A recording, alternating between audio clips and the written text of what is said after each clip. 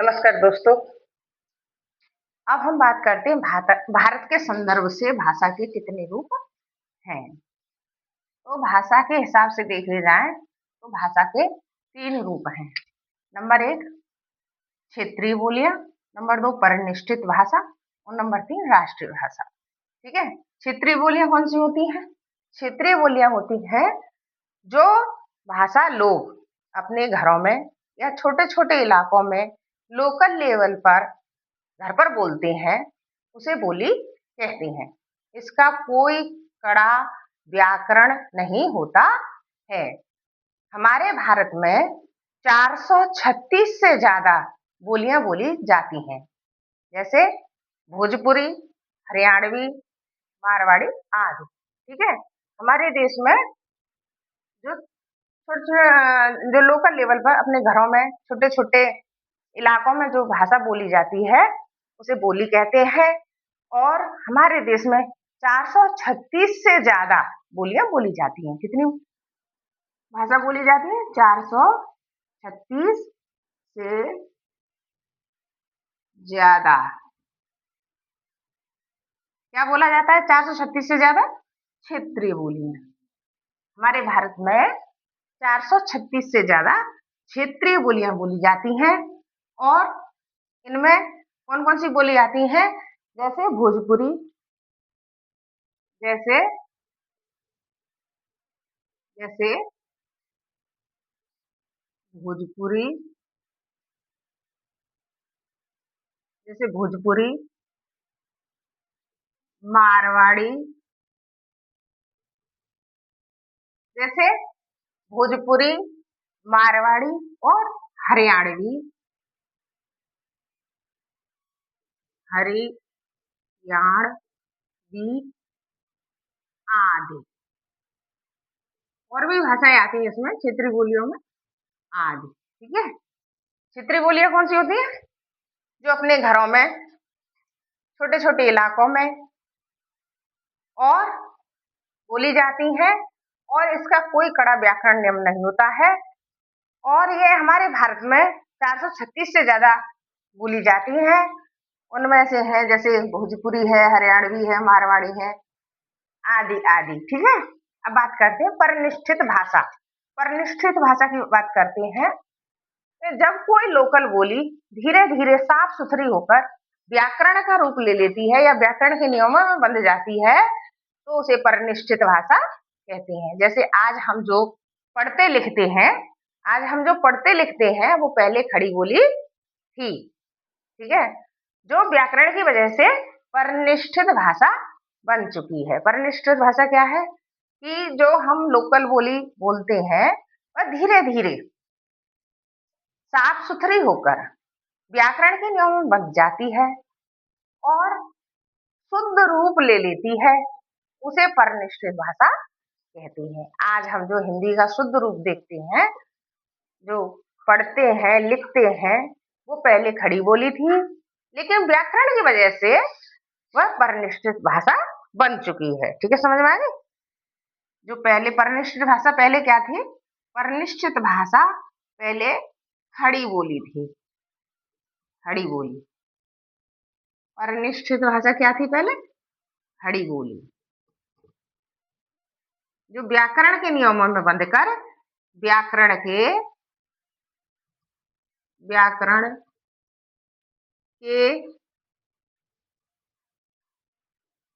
नियमों में बंधकर व्याकरण के नियमों में बंधकर आज इसने शुद्ध हिंदी का रूप ले लिया है। इसे अब क्या कहते हैं?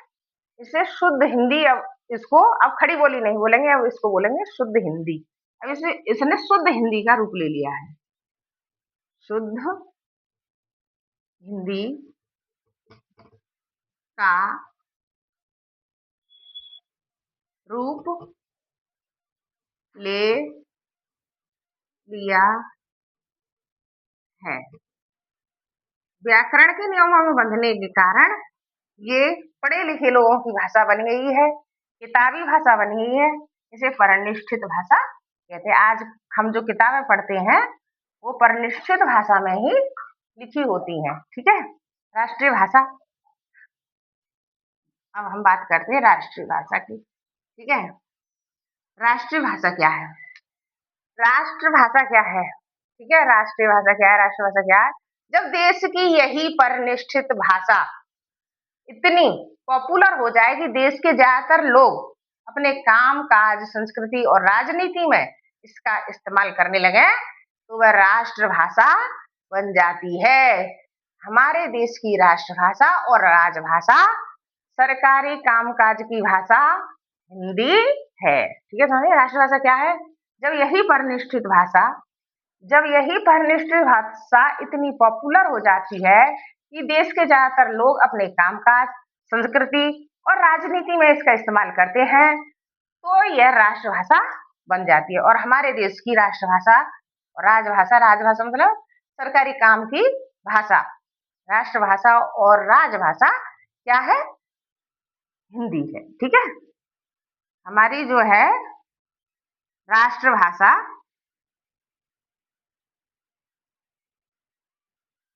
राष्ट्रभाषा बोलते हैं इसको, राष्ट्रीय न लिख के राष्ट्रभाषा लिख देते हैं। हमारे देश की राष्ट्रभाषा क्या है? हिंदी है। जो हमारे रोजमर्रा के कामों में, ठीक है, हमारे रोजमर्रा के कामों में, संस्कृति और राजनीति में इसका इस्तेमाल होता है, तब यह राष्ट्रभाषा बन जाती है। हमारे देश की राष्ट्रभाषा और राजभाषा हिंदी है। हमारे देश की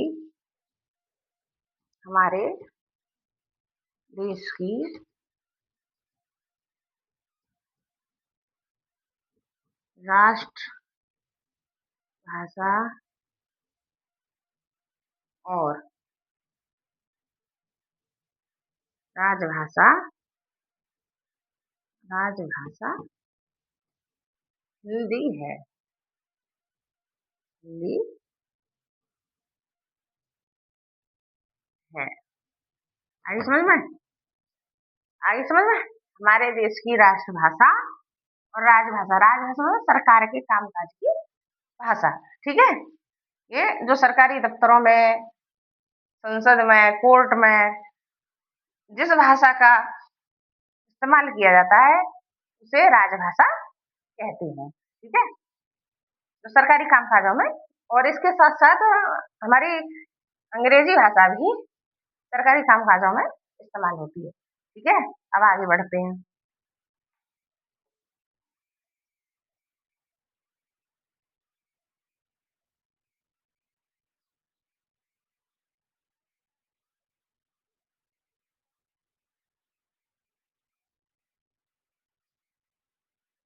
अब आगे बढ़ते हैं, बात करते हैं हम राजभाषा और राष्ट्रभाषा में अंतर, ठीक है। क्या अंतर है? राष्ट्रभाषा क्या है? और बात करते हैं कि आम बोलचाल की भाषा में लोग राष्ट्रभाषा और राजभाषा को एक ही समझ लेते हैं, लेकिन कानून और व्याकरण के हिसाब से ये दोनों में, राष्ट्रभाषा और राजभाषा में दोनों में अंतर है, ठीक है। राष्ट्रभाषा क्या है? अब बात करते हैं राष्ट्रभाषा और राजभाषा में अंतर। राष्ट्रभाषा और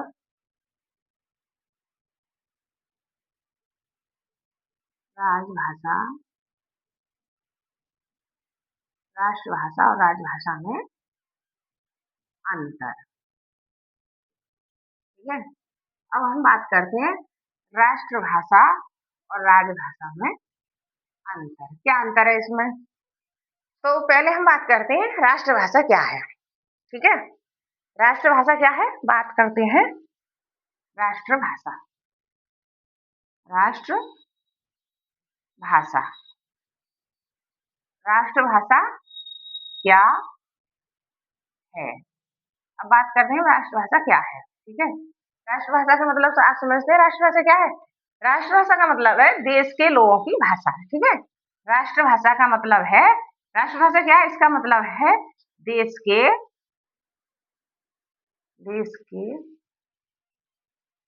लोगों की लोगों की भाषा। ठीक है, आगे बात समझ में? राष्ट्रभाषा क्या है? देश के लोगों की भाषा। इसकी परिभाषा इसकी परिभाषा क्या है? इसकी परिभाषा इसकी परिभाषा क्या है? पहले भी हम बता चुके हैं, दोबारा से फिर हम बता रहे हैं इसकी परिभाषा क्या है? जब कोई भाषा किसी देश के बहुत बड़े हिस्से में वहाँ की ज्यादातर जनता द्वारा बोली या समझी जाती है या रोजमर्रा के सांस्कृतिक कामों में इस्तेमाल की जाती है, तो उसे राष्ट्रभाषा कहते हैं। ठीक है, समझ में आ रही है? इसे बोलते हैं राष्ट्रभाषा। जब कोई भाषा किसी देश के बहुत बड़े हिस्से में वहाँ की ज्यादातर जनता द्वारा बोली जाती है और रोजमर्रा के सांस्कृतिक कामों में इस्तेमाल की जाती है, तो उसे राष्ट्रभाषा कहते हैं। यह कैसे बनती है? कैसे बनती है? यह कैसे? ये परिभाषा हमने बता दी। यह कैसे बनती है? कैसे बनती है? ये कैसे बनती है? अब बात करते हैं ये राष्ट्रभाषा कैसे बनती है। ठीक है, कैसे बनती है?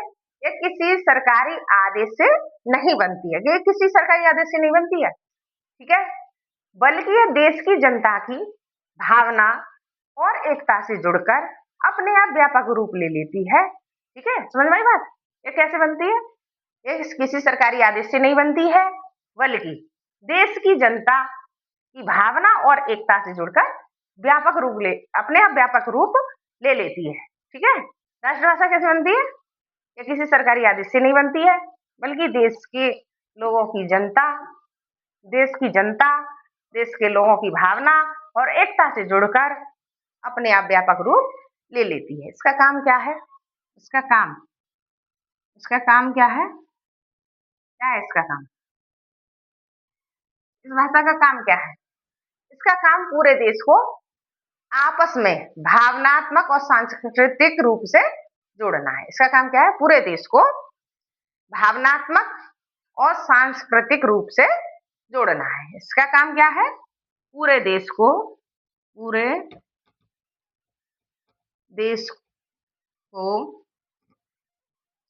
आपस में आपस में भावनात्मक इसका काम है पूरे देश को आपस में भावनात्मक और सांस्कृतिक रूप से जोड़ना है। भावनात्मक और सांस्कृतिक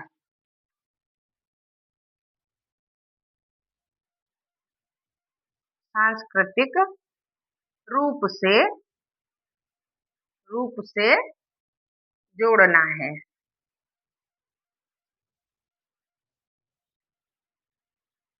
आगे बात समझ में? राष्ट्रभाषा के बारे में आपको हमने बताया। राष्ट्रभाषा क्या है? इसका मतलब है देश के लोगों की भाषा। इसकी परिभाषा हमने बताई। इसकी परिभाषा क्या बताई? जब कोई भाषा किसी देश के बहुत बड़े हिस्से में बोली जाती है और समझी जाती है, रोजमर्रा के सांस्कृतिक कामों में इस्तेमाल की जाती है, तो उसे राष्ट्रभाषा कहते हैं। ठीक है, इसकी परिभाषा ये कैसे बनती है? कैसे बनती है ये? कैसे बनती है? ये किसी सरकारी आदेश से नहीं बनती है, बल्कि यह देश की जनता की भावना और एकता से जुड़कर अपने आप व्यापक रूप ले लेती है। ठीक है, इसका काम क्या है? पूरे देश को आपस में भावनात्मक और सांस्कृतिक रूप से जोड़ना है। ठीक है, अब बात करते हैं राष्ट्रभाषा की। अभी हमने राष्ट्रभाषा की बात करी, अब बात करते हैं राजभाषा की। ठीक है, अब किसकी बात करेंगे हम? अब बात करते हैं राजभाषा। अभी हमने किसकी बात करी? राष्ट्रभाषा की। अब हम बात करते हैं राजभाषा, क्योंकि हम अंतर बता रहे हैं ना इस भाषा में और राष्ट्रभाषा और राजभाषा में क्या अंतर है। अब हम बात करते हैं राजभाषा की। राजभाषा, ठीक है। अब किसकी बात कर रहे हैं हम? राजभाषा की। ठीक है, राजभाषा क्या है? अब हम बात करते हैं राज राजभाषा क्या है? राजभाषा क्या है? इसका क्या मतलब है? राजभाषा क्या है? इसका मतलब क्या है? राजा या सरकार के काम की भाषा। राजभाषा क्या है? राजा या सरकार के काम की भाषा। राजभाषा क्या है? राजा या सरकार के काम की भाषा। ठीक है, राजा या सरकार के काम की भाषा। ठीक है, अब इसकी परिभाषा क्या है? परिभाषा, इसकी परिभाषा क्या है? इसकी परिभाषा क्या है? राजभाषा की परिभाषा क्या है? इसकी परिभाषा है जिस भाषा का प्रयोग देश की सरकारी दफ्तरों, अदालतों, संसद तथा प्रशासनिक कामों में कानूनी रूप से किया जाता है, उसे राजभाषा कहते हैं। इसकी परिभाषा क्या है? कि जिस भाषा का प्रयोग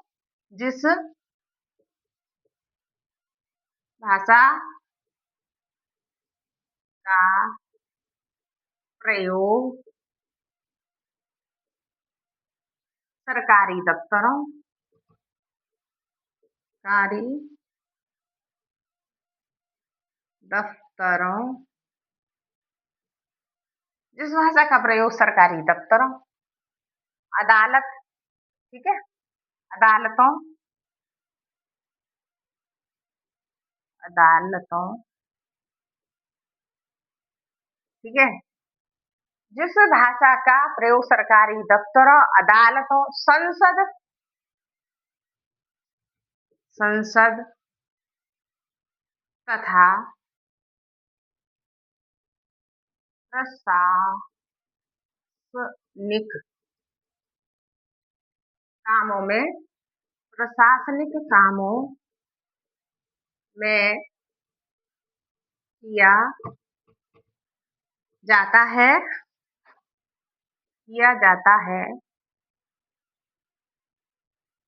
उसे उसे राजभाषा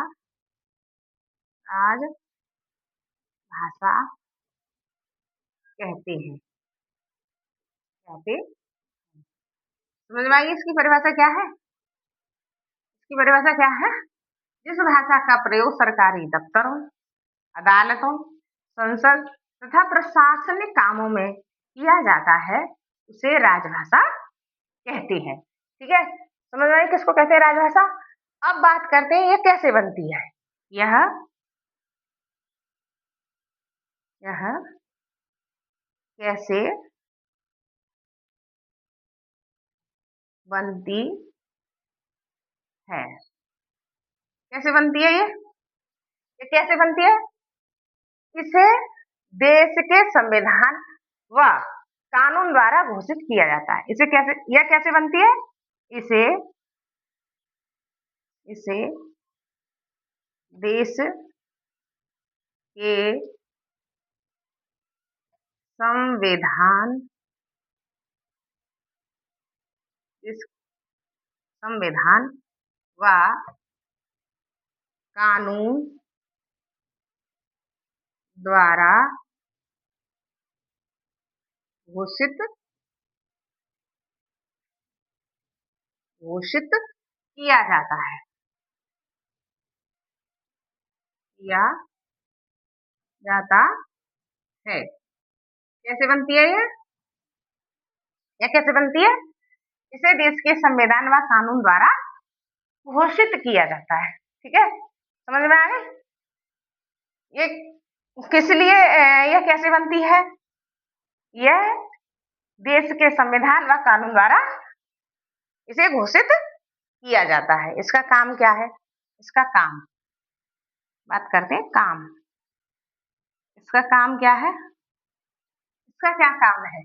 इसका मुख्य काम सरकारी कामकाज को व्यवस्थित रूप से चलाना है। ठीक है। इसका काम क्या है? सरकारी सरकारी काम को व्यवस्थित व्यवस्थित रूप से चलाना चलाना है। समझ में आ गई?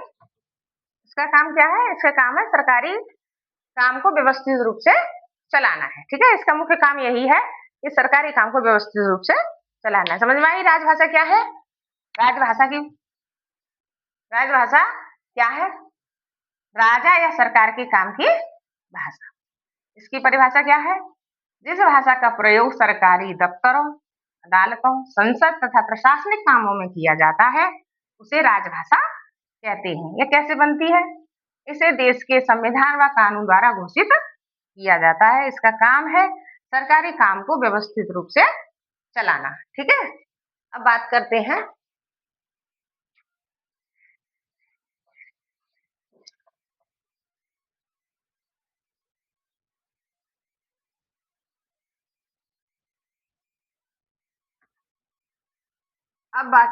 हम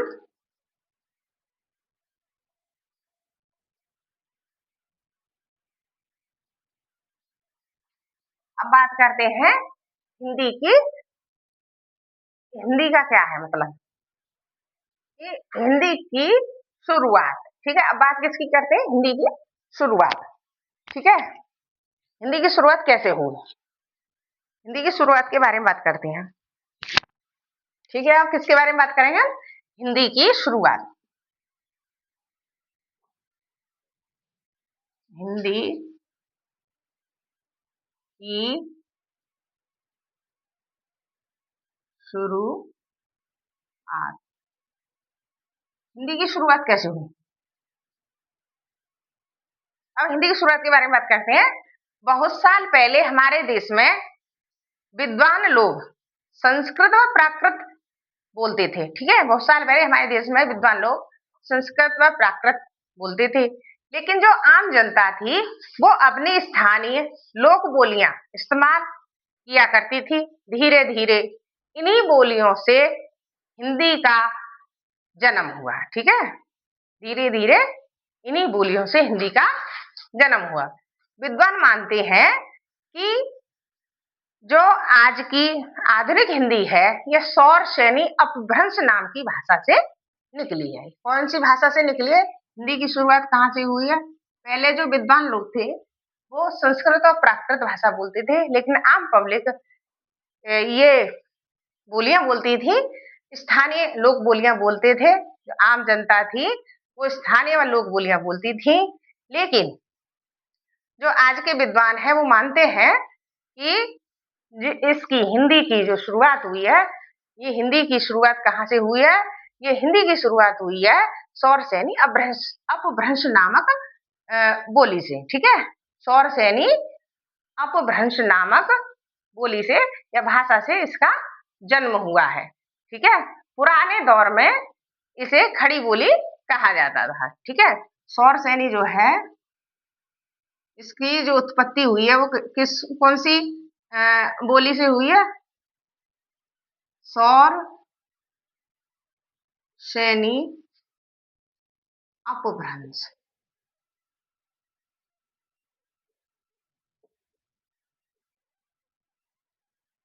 इसका जन्म, हिंदी का जन्म किससे हुआ है? सौर सैनी अपभ्रंश से हिंदी का जन्म हुआ है। ठीक है, सौर सैनी अपभ्रंश नामक बोली से, भाषा से यह निकली है। जो पुराने दौर में, जो पुराना जमाना था, पुराने दौर में खड़ी बोली कहा जाता था। सौर सैनी अपभ्रंश को पुराने दौर में क्या कहते थे? इसको खड़ी बोली बोलते थे। खड़ी बोली। सौर सैनी अपभ्रंश को पुराने जमाने में इसे खड़ी बोली बोलते थे। ठीक है, जब देश में मुस्लिम शासन आया तब व्यापारियों और शासन चलाने के लिए एक ऐसी भाषा की जरूरत पड़ी जो सब समझ सकें, ठीक है। दिल्ली के आसपास की खड़ी बोली ने वो काम किया कि अमीर खुसरो जैसे कवियों ने इसे हिंदवी कहा। और आगे चलकर जो हमारे मशहूर सूरदास और तुलसीदास जी की रचनाएं हैं, जैसे सूरदास जी की रचना है ब्रजभाषा में, और सूरदास जी की रचना है ब्रजभाषा में, और तुलसीदास जी की रचना है अवधी भाषा में, ठीक है। से मिलकर यह भाषा क्या बन गई? यह हमारी हिंदी बन गई, ठीक है।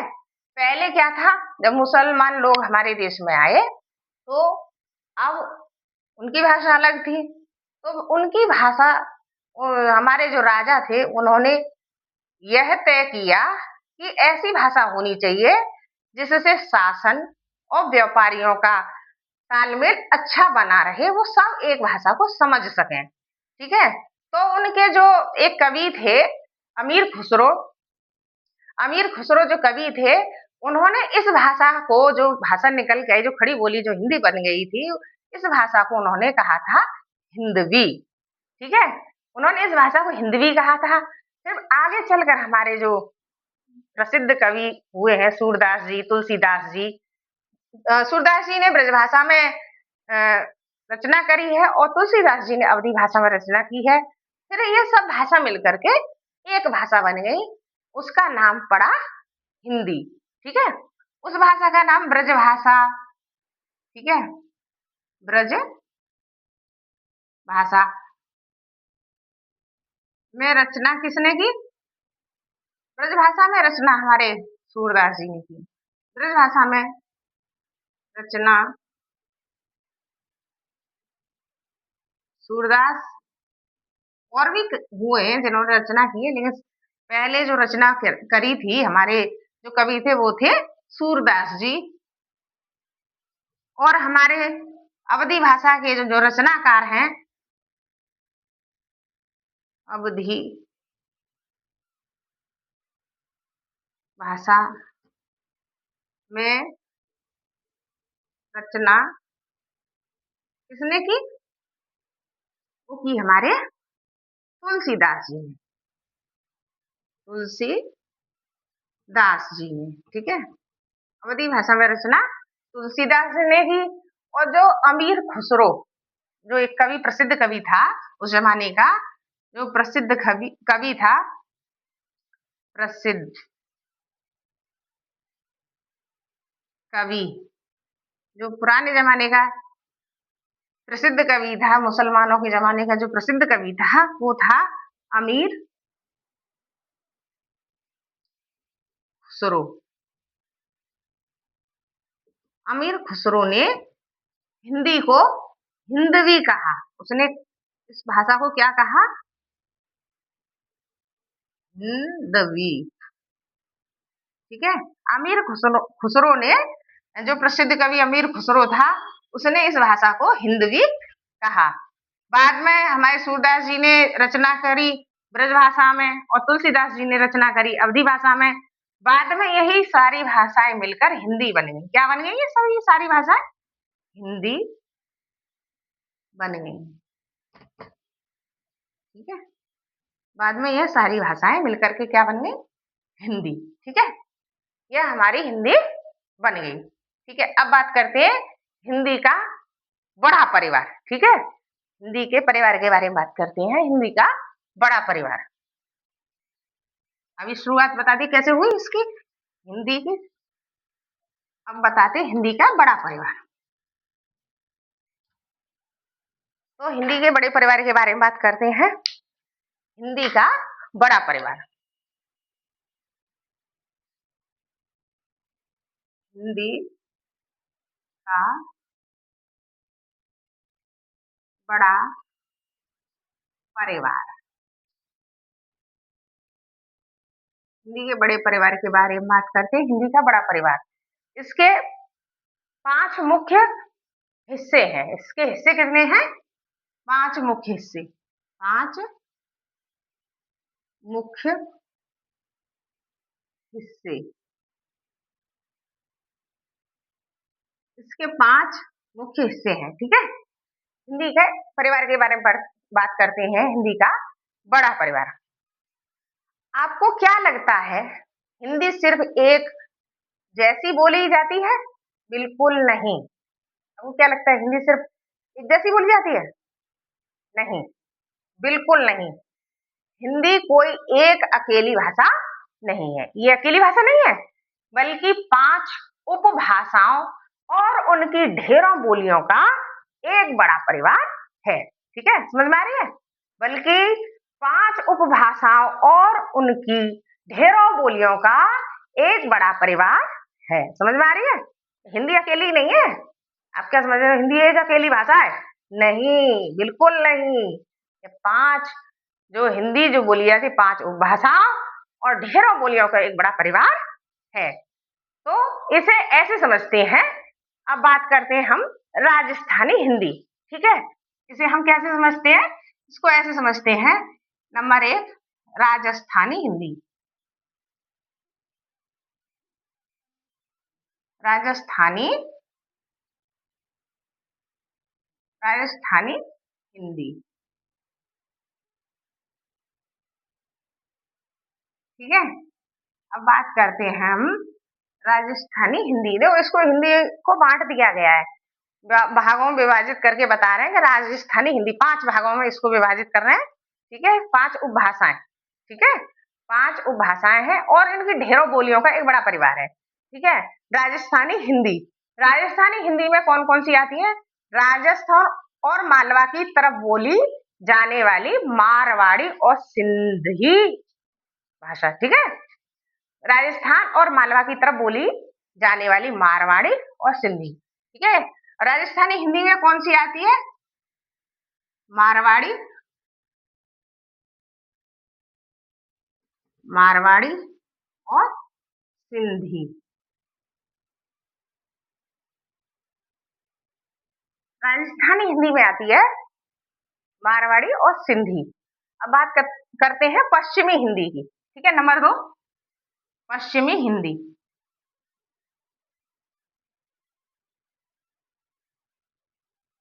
पश्चिमी हिंदी, पश्चिमी हिंदी में कौन कौन सी आती है?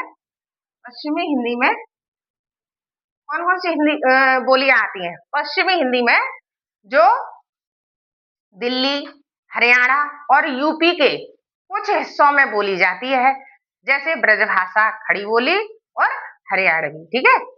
तो यूपी, ये पश्चिमी हिंदी में कौन कौन सी आती हैं बोलियां?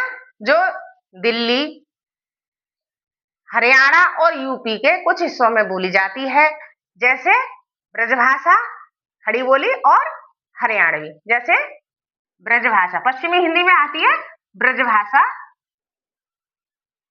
ब्रजभाषा, खड़ी बोली,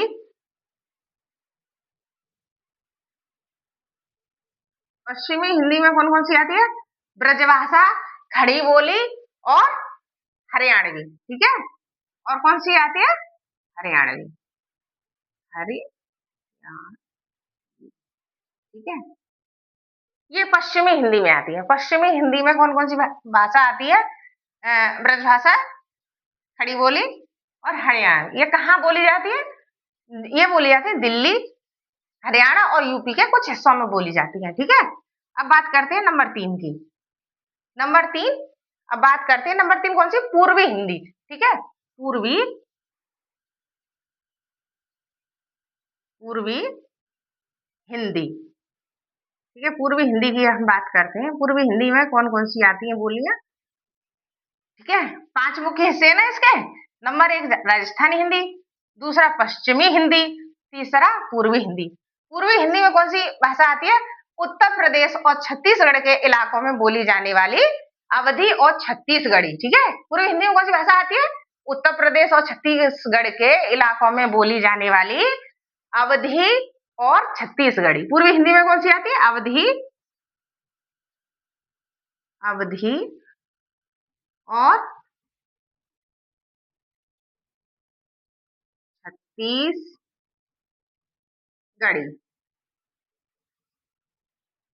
पूर्वी हिंदी में कौन-कौन सी भाषा आती है?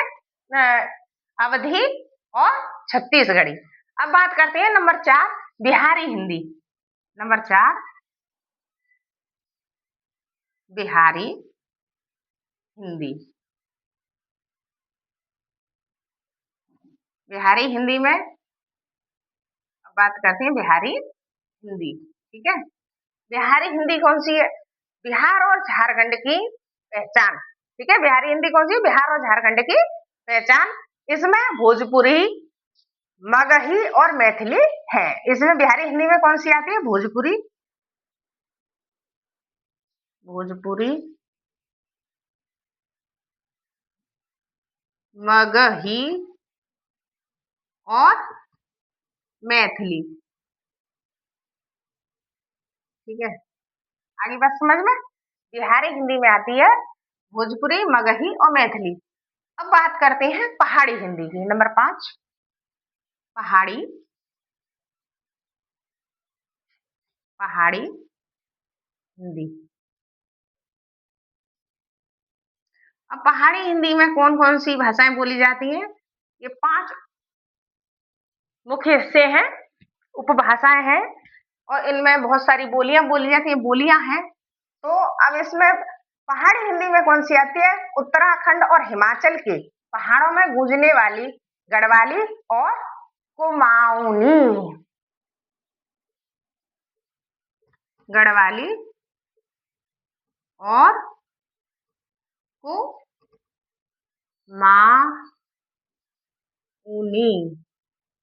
ठीक है? कौन-कौन सी आती है?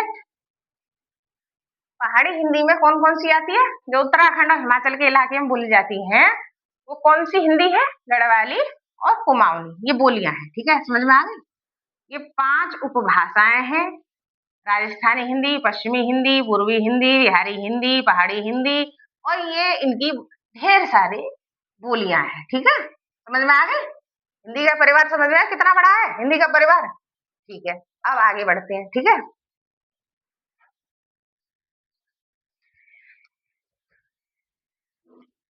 ये बात तो समझ में आएगी आप लोगों को सभी के? ये बच्चों अब बात करते हैं हम किस चीज की बात करेंगे अब बात करते हैं हम उस नियम की जो इस भाषा को बांध कर रखता है। वह क्या है? वह है व्याकरण, ठीक है? अब हम किस नियम किस बात किस चीज की हम चर्चा करते हैं? अब उस नियम की चर्चा करते हैं जो इस भाषा को बांध कर रखता है। वह क्या है? व्याकरण है। व्याकरण ही वह जरिया है जो किसी भाषा को शुद्ध रूप से लिखना, पढ़ना और बोलना सिखाता है, ठीक है? शुद्ध रूप से पढ़ना, लिखना और बोलना सिखाता है, ठीक है? तो इस पूरे व्याकरण को हम ऐसे पढ़ सकते हैं, कैसे पढ़ सकते हैं, समझ सकते हैं। इस पूरे व्याकरण को हम कैसे समझ सकते हैं? जैसे समझ सकते हैं अक्षर, ठीक है? पहले इसको जैसे हम लेते हैं वर्ण। वर्ण, वर्ण क्या होता है? अक्षर, ठीक है? वर्ण क्या हो गया? अक्षर। अक्षरों के मिलने से जैसे हमने अक्षर लिए क, म, ल। अक्षरों के मिलने से क्या बना? शब्द बने, ठीक है? अक्षरों के मिलने से शब्द बने, जैसे कमल, ठीक है? ये तो वर्ण है, कमल। तो अक्षरों के मिलने से क्या बना? शब्द बना। अब इसको शब्द बना देते हैं, तो पूरा शब्द बन गया कमल। इसका कोई ना कोई मतलब होना चाहिए, नहीं तो ये बेकार की आवाज है, ठीक है? अब बात आती है वाक्य की। शब्द के बाद आती है वाक्य, ठीक है? वर्ण, वर्ण से मिलकर अक्षरों के मेल से शब्द बना और शब्दों के मेल से वाक्य बना।